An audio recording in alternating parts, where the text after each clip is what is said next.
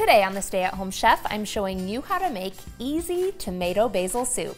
This tomato soup is one of our family favorites in the fall and winter. Serve it up with some grilled cheese and you have yourself a simple but fantastic meal. For this recipe, you'll need 2 15-ounce cans of fire-roasted diced tomatoes, some salt and pepper, some fresh basil, although you could also use dried, a diced white or yellow onion, chicken broth, heavy cream, minced garlic, and olive oil. I definitely prefer using fresh basil, so if you have it, what you want to do is get it into a little stack, then roll it up tightly. We're using about 12 large leaves. Then take a knife and slice up that basil.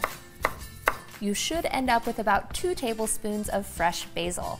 Once you have all of your ingredients prepped and ready to go, it's time to head on over to the stove. Get 1 tablespoon of olive oil heating in a saucepan over medium-high heat.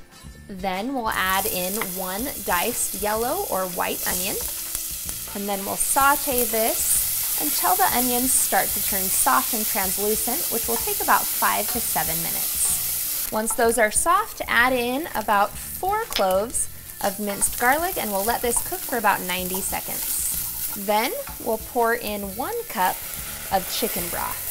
Then we'll also add in our 30 ounces of diced fire-roasted tomatoes and season with half a teaspoon of salt and half a teaspoon of black pepper. You can always add more later.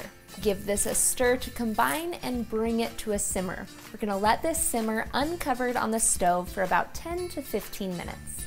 Giving it time to simmer allows the tomato, onion, and garlic to break down a little further, and you're developing flavor.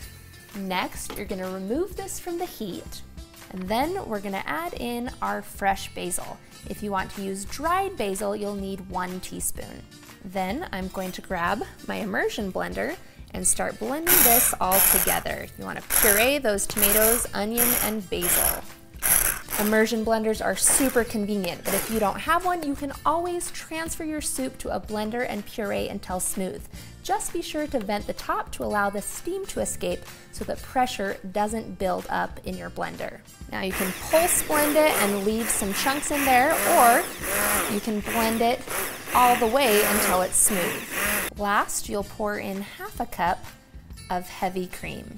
Give this a final stir to combine, and then you are ready to eat. Definitely one of our family favorites, and it's so easy to make. I'm gonna whip up some grilled cheese and dinner is served.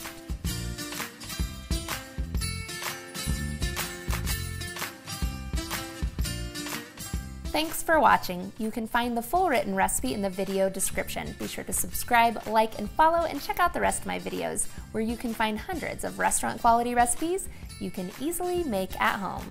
See you later.